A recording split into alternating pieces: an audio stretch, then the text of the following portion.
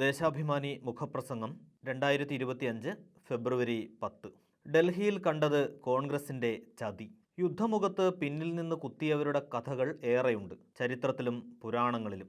American സ്വാതന്ത്ര്യ സമരത്തെ ഒറ്റുകൊടുത്ത Benedict Arnold, ബ്രിട്ടീഷുകാർക്ക് മാപ്പെഴുതി ഇന്ത്യൻ സ്വാതന്ത്ര്യ സമരത്തെ ഒറ്റുകൊടുത്ത VD സവർക്കർ, സീസറിനെ കുത്തിവീഴ്ത്തിയ ബ്രൂട്ടസ്, എതിരാളിയോട് അടരാടുമ്പോൾ ബാഹുബലിയെ പിന്നിൽ നിന്ന് കുത്തിയ കട്ടപ്പ. ഇനിയുമുണ്ടേറെ. രാജ്യം ഫാസിസത്തിൻ്റെ ഭീഷണിയിൽ വിറങ്ങലിക്കുമ്പോൾ ആ ചുവരെഴുത്ത് വായിക്കാൻ കഴിയാതെ ഡൽഹിയിൽ ആം ആദ്മിയെ പിന്നിൽ നിന്ന് കുത്തി BJPക്ക് വഴിയൊരുക്കിയ ഇന്ത്യൻ നാഷണൽ കോൺഗ്രസും ആ പട്ടികയിൽ സ്ഥാനം പിടിക്കുകയാണ്. ഉത്തരേന്ത്യയിലാകെ BJP തേരോട്ടം നടത്തിയപ്പോഴും രാജ്യതലസ്ഥാനമായ ഡൽഹി കാവിക്കൊടിക്ക് കീഴ്പ്പെട്ടിരുന്നില്ല. ആം ആദ്മി പാർട്ടിയും കെജ്രിവാളും BJPയുടെ കണ്ണിലെ കരടായി തുടർന്നു. എന്നാൽ ആ കോട്ടയും കോൺഗ്രസ് ചതിയിൽ വീഴുന്നതാണ് കണ്ടത്. ആം ആദ്മി 70 സീറ്റിൽ നിന്ന് 22ലേക്ക് ഒതുങ്ങി. BJPക്ക് 48 സീറ്റ് കിട്ടിയെങ്കിലും ഈ പാർട്ടികൾ തമ്മിലുള്ള വോട്ട് വ്യത്യാസം കേവലം 1.99% മാത്രം. കഴിഞ്ഞ 2 തെരഞ്ഞെടുപ്പിലും 0-ൽ ഒതുങ്ങിയ കോൺഗ്രസ് 70 സീറ്റിലും മത്സരിച്ചെങ്കിലും ഫലം മറ്റൊന്നായിരുന്നില്ല. എന്നാൽ 6.34% വോട്ട് നേടി. കഴിഞ്ഞ ലോക്സഭാ തെരഞ്ഞെടുപ്പിലെ മതനിരപേക്ഷ കൂട്ടായ്മ നിലനിന്നിരുന്നുവെങ്കിൽ വോട്ട് ശതമാനം 49.91 ആകുമായിരുന്നു. BJP പച്ച തൊടില്ലായിരുന്നു.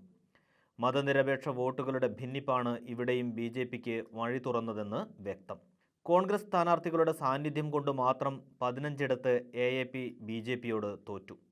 കോൺഗ്രസ് പിടിച്ച വോട്ടാണ് മുൻ മുഖ്യമന്ത്രിയും AAP കൺവീനറുമായ അരവിന്ദ് കെജ്രിവാൾ, മുൻ ഉപമുഖ്യമന്ത്രി മനീഷ് സിസോദിയ എന്നിവരുടെ തോൽവിക്കും കാരണമായത്.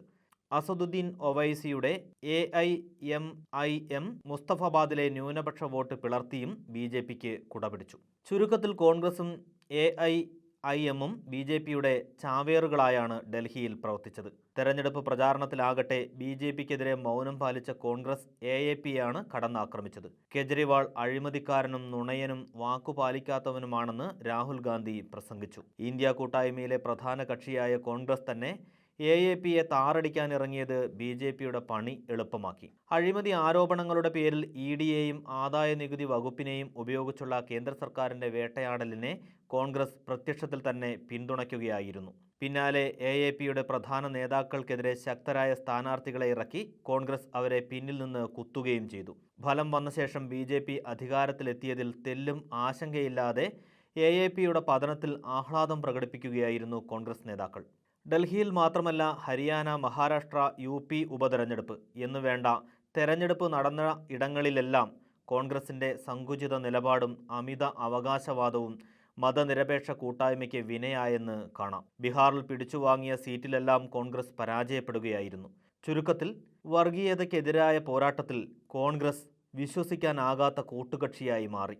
കേരളത്തിലും BJPക്കും EDക്കും ഒപ്പം ചേർന്ന് LDF സർക്കാരിനെ കടന്നാക്രമിക്കുന്ന UDF നേതാക്കളും പിന്തുടരുന്നത് ഇതേ പാതയാണ്. ലോക്സഭാ തെരഞ്ഞെടുപ്പിൽ BJPക്ക് ഒറ്റയ്ക്ക് ഭൂരിപക്ഷം നൽകാത്ത ജനവിധി ഭരണഘടനയുടെയും മതനിരപേക്ഷതയുടെയും ഭാവി രക്ഷിച്ചെന്ന് നാം വിചാരിച്ചിരുന്നു. എന്നാൽ പിന്നാലെ ഹരിയാനയും മഹാരാഷ്ട്രയും, ഒടുവിൽ ഇതാ ഡൽഹിയും നൽകുന്ന പാഠം ഭാവി അത്ര ശോഭനമല്ലെന്ന് തന്നെയാണ്. ഒറ്റയ്ക്ക് ഭൂരിപക്ഷം ഇല്ലാതിരുന്നിട്ടും BJP ഏകീകൃത സിവിൽ കോഡ്, ഒരു രാജ്യം ഒരു തെരഞ്ഞെടുപ്പ് തുടങ്ങിയ അവരുടെ അജണ്ടകൾ മുന്നോട്ട് കൊണ്ടുപോകുകയാണ്. ഹിന്ദുത്വ ഭാരതം തന്നെയാണ് ലക്ഷ്യമെന്ന് വ്യക്തമാക്കുന്നതാണ് അവരുടെ ഓരോ നീക്കവും. രാജ്യത്ത് ന്യൂനപക്ഷങ്ങൾക്കും ദളിതർക്കുമെതിരായ ആക്രമണങ്ങളും വർഗീയ കലാപങ്ങളും കുത്തനെ വർദ്ധിച്ചെന്നത് ഇതോടൊപ്പം ചേർത്ത് വായിക്കേണ്ടതാണ്. ഈ യാഥാർത്ഥ്യം മനസ്സിലാക്കി സങ്കുചിത രാഷ്ട്രീയ താൽപ്പര്യവും തൻപ്രമാണിത്വവും കോൺഗ്രസ് മാറ്റിവെക്കാത്തിടത്തോളം കാലം BJPക്ക് പണി എളുപ്പമാകും. ഡൽഹി തെരഞ്ഞെടുപ്പ് ഫലം അത് വ്യക്തമാക്കുന്നുണ്ട്.